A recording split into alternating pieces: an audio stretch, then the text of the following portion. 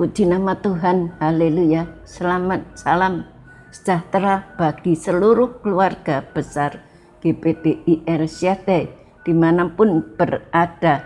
Kita bersuka cita, kita boleh kembali merenungkan firman Tuhan lewat renungan 79 pada hari ini. Mari kita mau baca di dalam Roma pasal 9 ayat 1 sampai ayat yang ke-29, tapi saya tidak akan membacakan sampai ayat 29. Kita baca saja ayat 27 dulu. Demikian bunyi firman Tuhan. Roma 9 ayat 27. Dan Yesaya berseru tentang Israel, sekalipun jumlah anak Israel seperti pasir di laut, namun hanya sisanya akan diselamatkan. Saya beri tema firman Tuhan, peduli terhadap keselamatan bangsa. Peduli terhadap keselamatan bangsa. Apakah Bapak Ibu Saudara sekalian mencintai bangsa kita, bangsa Indonesia, dan negara kita, negara Indonesia? Jika iya, apa kira-kira yang Allah ingin saudara lakukan sebagai wujud kalau kita itu cinta kepada negara dan bangsa kita? Rasul Paulus sedih setiap kali mengingat keadaan bangsanya, yaitu bangsa Israel. Mereka terancam binasa karena tidak percaya kepada Tuhan Yesus Sang Juru Selamat.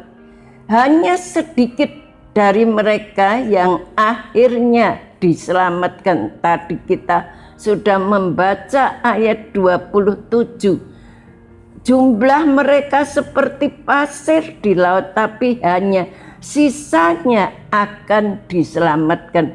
Hanya sisanya, hanya sedikit yang akan diselamatkan. Sementara itu makin banyak bangsa-bangsa asing beroleh keselamatan karena mereka mendengar berita Injil.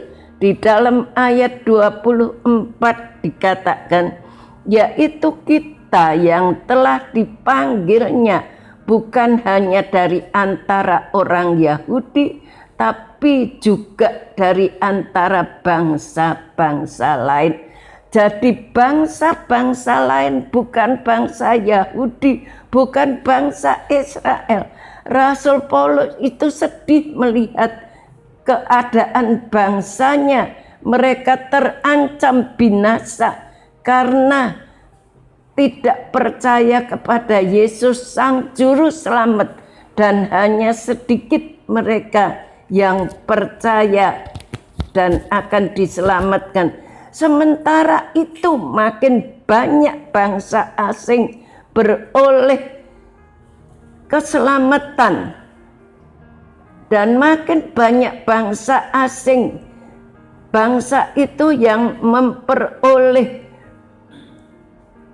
yang mendengarkan berita Injil itu beroleh keselamatan. Itu bukan hanya bangsa Israel, tapi bangsa-bangsa asing yang mendengarkan firman Tuhan dan percaya Dialah yang akan diselamatkan. Rasul Paulus mencintai bangsanya. Ia mau berkorban dan melakukan apa saja supaya bangsanya itu diselamatkan. Kita melihat jiwa daripada Rasul Paulus itu begitu mengasihi bangsanya. Apakah kita juga memiliki jiwa seperti Rasul Paulus yang selalu memikirkan bangsanya? Di dalam ayat 3 dikatakan demikian. Bahkan aku mau bahkan aku mau terkutuk dan terpisah dari Kristus demi saudara-saudaraku kaum bangsaku secara jasmani. Rasul Paulus mau terkutuk, mau mengalami apa saja demi kalau bangsanya itu bisa diselamatkan. Itulah yang menjadi kerinduan daripada Rasul Paulus. Namun ia sadar bahwa menjadi percaya dan diselamatkan itu semata-mata hanyalah anugerah dan kemurahan Tuhan. Kalau kita boleh menjadi percaya, ada orang yang memberitakan tapi kita boleh percaya, itu adalah anugerah dan kemurahan Tuhan. Itu ditulis di dalam ayat 15 dan 16. Pada waktu itu bangsa Israel dijajah oleh kekaisaran Romawi.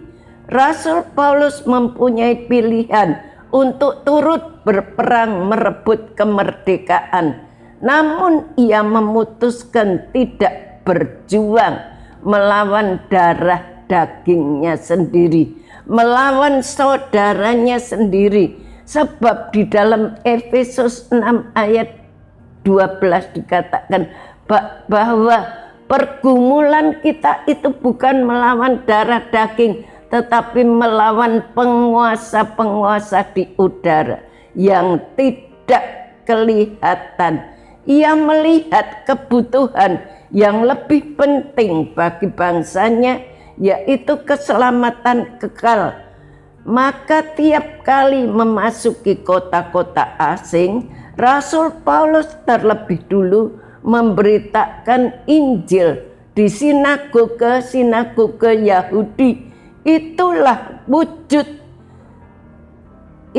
wujud patriotismenya. Meskipun keselamatan kekal merupakan anugerah Allah bagi orang-orang pilihan, tetapi kesempatan itu harus ditawarkan seluas-luasnya, dan kita harus memberitakan Injil kepada semua bangsa. Itu adalah perintah Allah di dalam Injil Matius 28 ayat 19-20. Pergilah, jadikan semua bangsa muridku, dan baptis mereka dengan nama Tuhan Yesus Kristus. Jadikan semua bangsa muridku. Itu adalah tugas kita, orang-orang yang diselamatkan. Itu menjadi tugas, menjadi beban Rasul Paulus sebagai bangsa Yahudi untuk keselamatan bangsa-bangsa lain, apalagi kepada bangsa sendiri. Itu adalah perintah daripada Tuhan. Kalau pergi ke seluruh muka bumi, sesudah itu pergi lebih dulu kepada keluarga kita, kepada sanak saudara, dan kepada bangsa kita dan yang lain-lain. Semua itu dimulai dari hati yang peduli. Kalau kita sebagai orang Kristen, sebagai bangsa Indonesia, kita mempunyai hati yang peduli. Bangsa ini membutuhkan orang-orang Kristen yang peduli dengan keselamatan mereka. Apakah kita sudah memiliki hati yang peduli terhadap bangsa kita, terhadap bangsa Indonesia? Mari kita miliki sikap seperti Paulus yang mau melakukan segala usaha agar saudara-saudara sebangsa kita mendengar Injil dan diselamatkan. Itu menjadi beban Rasul Paulus. Itu menjadi beban kita sebagai orang-orang yang sudah diselamatkan dan percaya kepada Tuhan. Kita mempunyai beban untuk keselamatan bangsa kita, menjadi beban untuk keselamatan keluarga kita, saudara-saudara kita. Kita mungkin bukan sebagai orang yang menyumbang pajak yang terbesar, atau kita mungkin bukan atlet berprestasi, yang mengharumkan nama negara Indonesia. Namun kita bisa berdoa dan memberitakan Injil, itu adalah salah satu tugas kita bagi negeri ini. Itu wujud perjuangan kita, wujud cinta kita kepada Tuhan dan mengasihi bangsa Indonesia. Mari Bapak, Ibu, Saudara, kita mau peduli terhadap keselamatan bangsa Indonesia. Sebagai wujud kalau kita mengasihi Tuhan, kita harus mengasihi bangsa Indonesia, terutama keselamatan mereka, juga keselamatan keluarga, sanak saudara kita semuanya di dalam Tuhan. Kiranya ini menjadi tugas kita sebagai anak-anak Tuhan, sebagai orang-orang pilihan daripada Allah. Kita sudah diselamatkan, kita mempunyai beban untuk memberitakan Injil bagi mereka semuanya. Sekian firman Tuhan. Terima kasih telah mengikuti Renungan 79. Kiranya dapat menjadi berkat kita semuanya. Bapak, Ibu, Saudara yang ingin didoakan untuk pokok doa tertentu, menceritakan kesaksian dan mujizat, kesembuhan, pemulihan masalah keluarga dan lain-lain, dapat disalurkan melalui cas WhatsApp di nomor 081327420088. Mari kita berdoa. Bapa yang ada di dalam sorga, kami bersyukur kepadamu. Kami Tuhan merasakan cintamu begitu besar, telah memanggil dan menyelamatkan kami. Biarlah Tuhan apa yang sudah kami terima, kami juga mau memberitakan kepada orang lain, khususnya Tuhan kepada seluruh bangsa yang kami tinggal dimanapun berada, seperti Rasul Paulus yang mencintai bangsanya dan dia selalu bergumul untuk keselamatan bangsanya. Begitu juga Tuhan, berikan roh peduli itu kepada kami semuanya. Biarlah kami mempunyai beban selalu untuk keselamatan bangsa-bangsa, terutama keselamatan keluarga, sanak, famili, tetangga kita semuanya.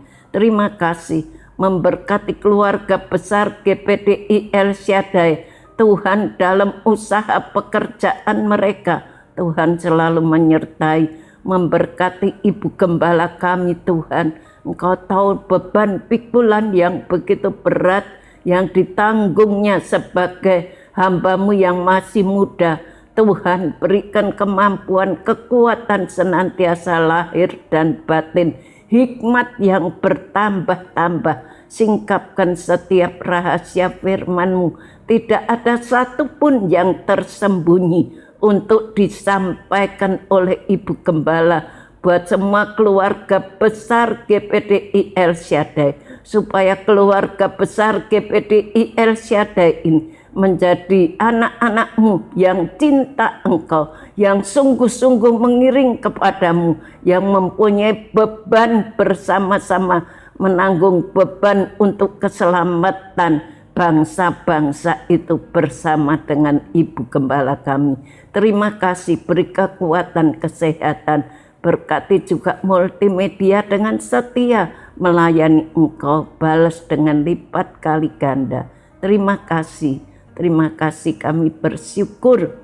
Kiranya keluarga GPDI El Shaddai diberkati oleh Tuhan dengan yang terbaik dari langit, dengan air embun dan dengan air samudera raya yang ada di bawah, dengan yang terbaik dari yang dihasilkan matahari dan dengan yang terbaik dari yang ditumbuhkan bulan. Terima kasih Tuhan, segala kemuliaan bagi nama-Mu. Dalam nama Tuhan Yesus Kristus kami berdoa.